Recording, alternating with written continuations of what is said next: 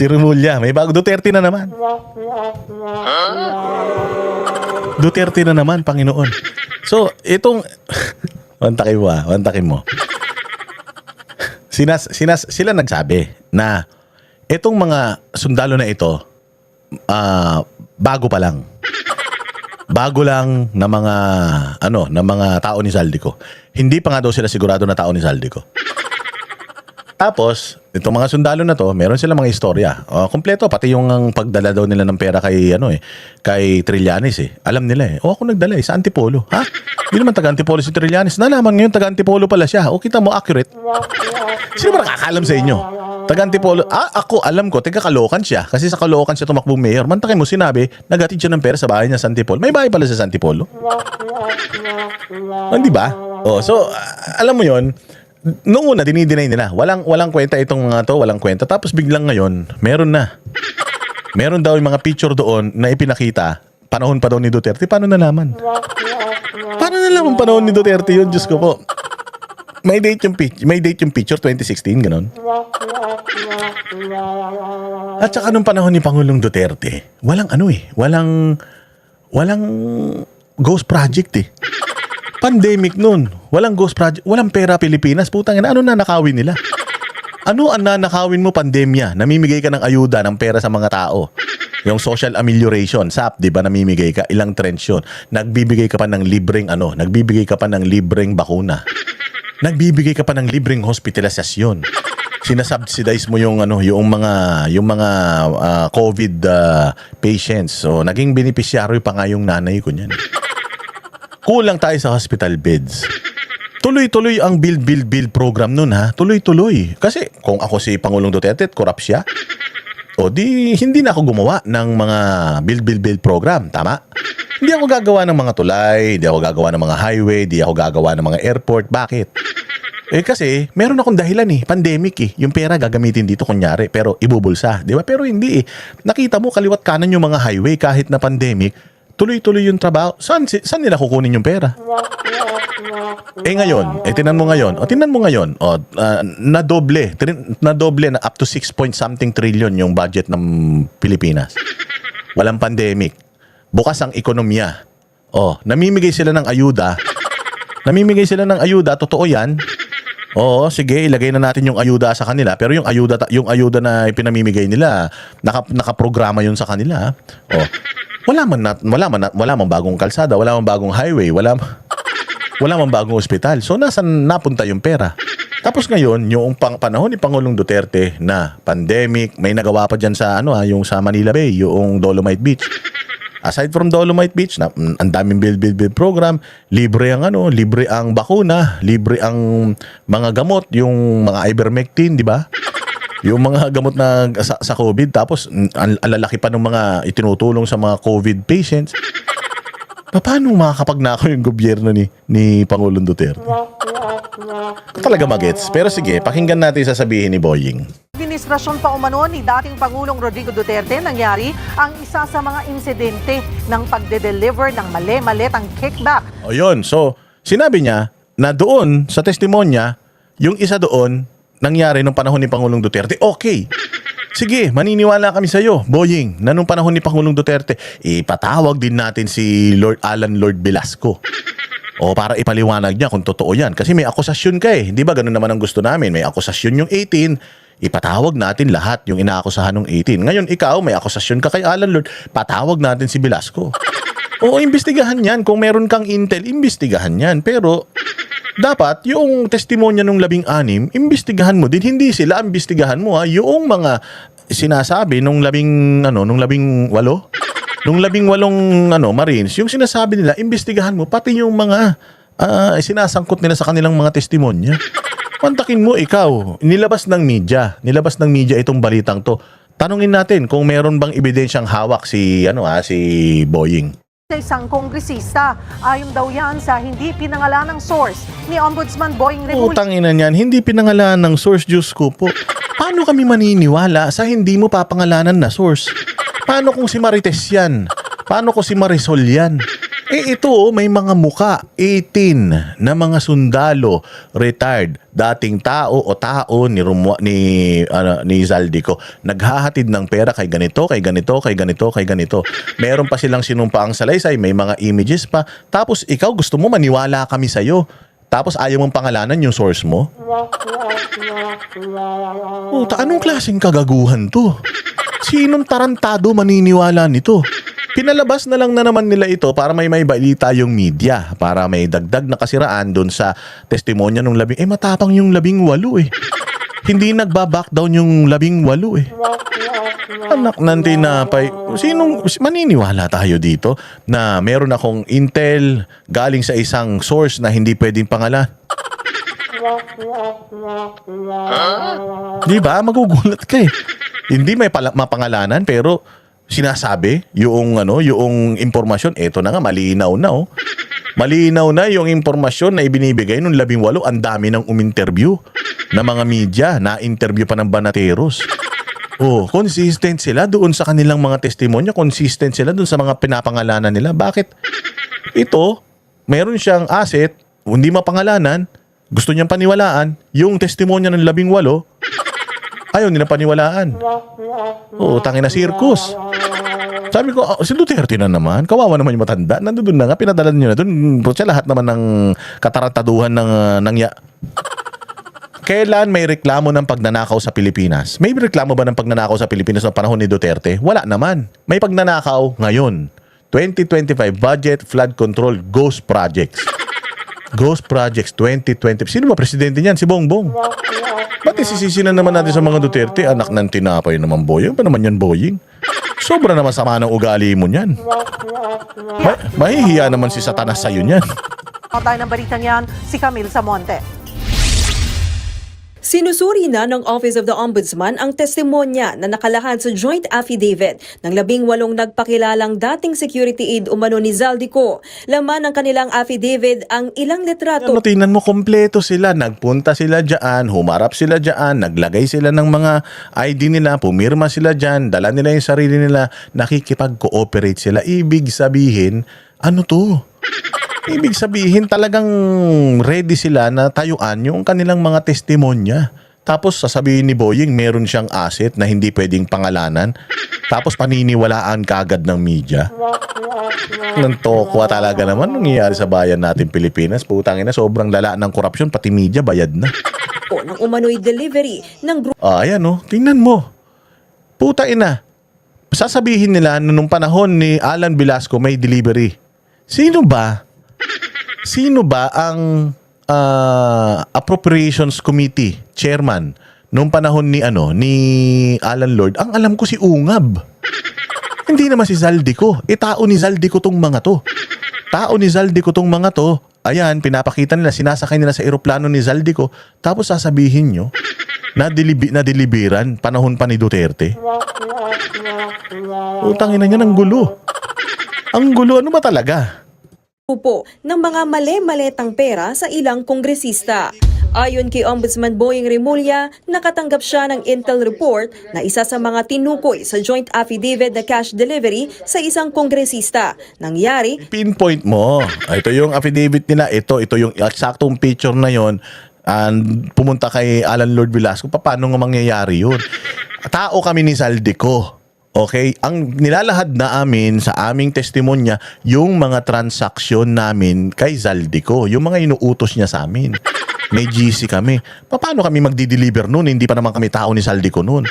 Tsaka paano kami magdi-deliver ng pera dyan galing kay Zaldico? Hindi naman siya ang committee chairman ng appropriations noong panahon na yan. Anak ng tokwa naman talaga. Sobra sagad sa kabobohan naman to. Tapos galing sa asset na hindi pwedeng pangalanan. Sino na naman yan? Si Trillanes na naman yan. Diyos ko, pangalanan nyo na kagad para magkaalaman. noong pang Duterte administration. When we investigated that angle, it appears that Tinan mo sa dami-dami ng affidavit na yon, sa dami-dami ng pictures, isa lang yung hinighlight nila. Yung tatama sa Duterte, let's say, tama si Boying Remulla. Okay, tama si Boying Remulla. Sabihin na natin, kahit hindi totoo yan. na merong tumama sa panahon ni Pangulong Duterte, paano yung mga hindi tumama kay Pangulong Duterte? Ba't di mo ina-highlight? Ba't ang ina-highlight mo yung sumapol kay Duterte? Bakit yung mga sumapol kay Romualdez siya kay Bongbong hindi mo i-highlight? Sa dami ng ebidensyang ipinakita nila, sabi mo yung isa doon sa ebidensya nila, paano kung 50 yung ebidensya nila, di 49 yung hindi nagtuturo sa Duterte. Yung tinuturo ng 49 na yun, bakit hindi mo hina-highlight? Let's say for the sake of argument, maniniwala kami sa kasinungalingan mo na nag-deliver nung panahon ni Pangulong Duterte. Una sa lahat, papaanong magdi-deliver yung mga driver, bodyguard ni Zaldico nung panahon ni Pangulong, ano yun? Sumakay sila sa time spaceship? Sa time machine, sumakay sila, bumalik sila sa nakaraan, tapos nag-deliver sila ng pera doon, gano'n. 2025, 2016, sabihin na natin 2016 o 2017, 2018 na lang o 2020, ilang taon bumalik sila ng taon para mag-deliver doon gamit yung chopper ni Zaldico.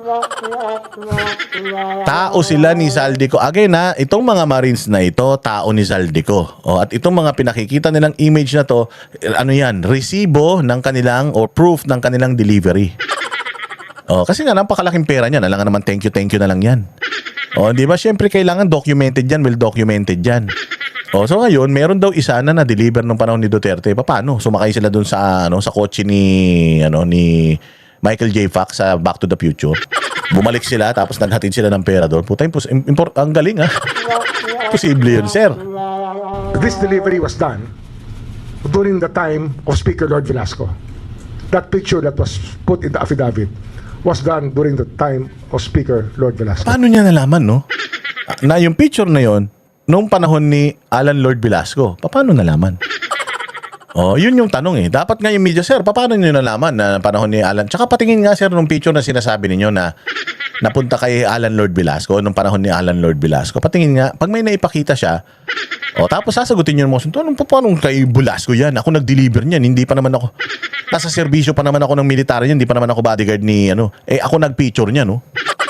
Di ba? Wala man siyang pinakitang ganun, no? Pero yung mga media nagtanong, hindi. Bakit? Siyempre.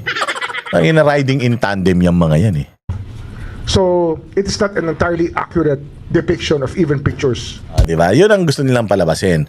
Na sabi nga nila, garbage yung isa, garbage na lahat. Ganyan kasi sa korte. Pag meron kang 10 ebidensya, tama yung siyam, yung isa pineke mo, lahat yan, wala na. Di ba? Kaya nga sinasabi ko sa inyo sa kaso ni Arnie Tevez, di ba? Sa kaso ni Arnie Tevez, yung 10 sundalo or 10 dating militar din na sinabing pumatay doon sa gobernador ng Negros. Yun daw, sinabi nila, yung 10 na yun tinuturo si Tevez. Bumaliktad yung 10. Yung 10 testigo o 10 nagtuturo, bumaliktad. Sabi, hindi totoo yan, na pressure lang kami. Gumawa sila ng panibagong testimonya. Yun talaga, yung mga ganon, wala nang kredibilidad yung mga yan. Kasi nga, bumaliktad sila Pero ito, ang gusto nilang mangyari, ganon.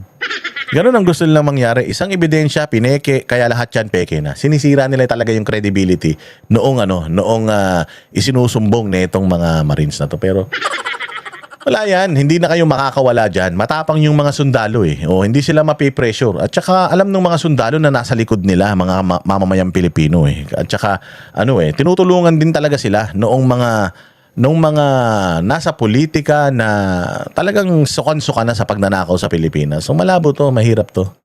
Tingin tuloy ni Remulla, tila minamanipula lang ang Kaya niya ginanon, wala siyang ebidensya wala siyang ebidensya. Meron lang daw siyang intel, laway lang ang puhunan.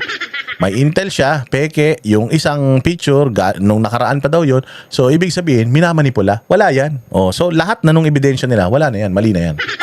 Maniniwala ka sa isa, tapos lahat mali na.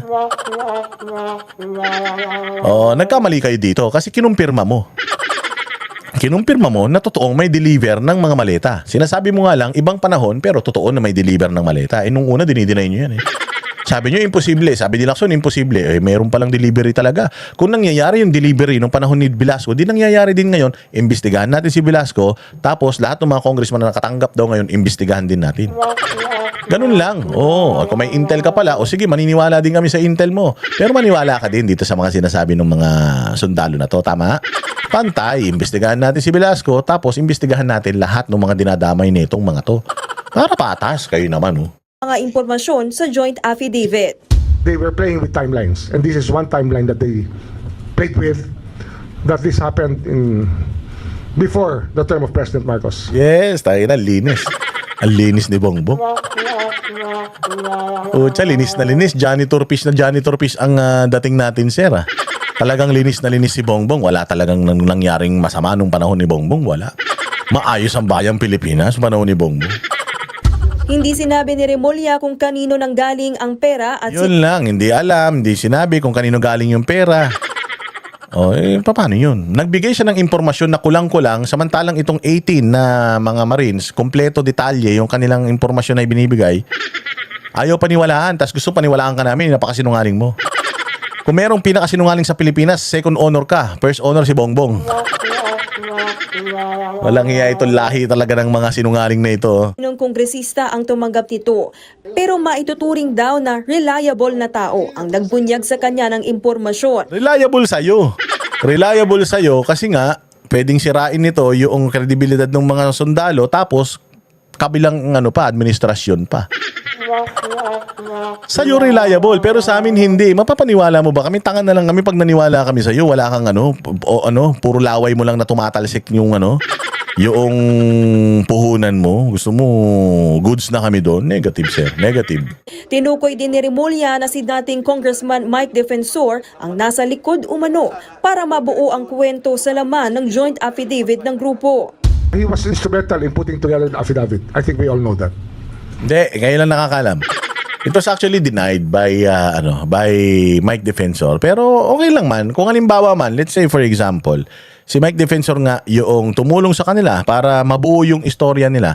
So paano yun? Hindi na natin titingnan yung istorya.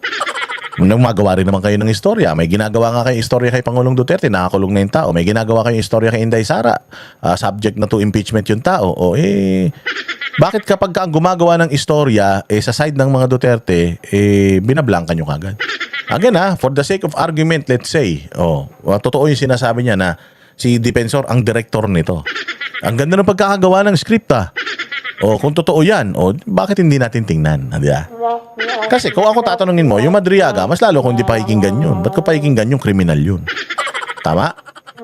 Ba't ko pakikinggan yung impeachment ni Inday Sara? Wala silang ebidensya. Kaya nga nangihingi sila, sinusubpina nila yung mga bank accounts Sinusubpina nila yung kung ano-anong pwede na yung subpina para makaga-address sila ng ebidensya. Ibig sabihin wala silang ebidensya. Ano ba yan? Itong 18 sundalo, punong-puno ng ebidensya. Ikaw, puro yak-yak lang.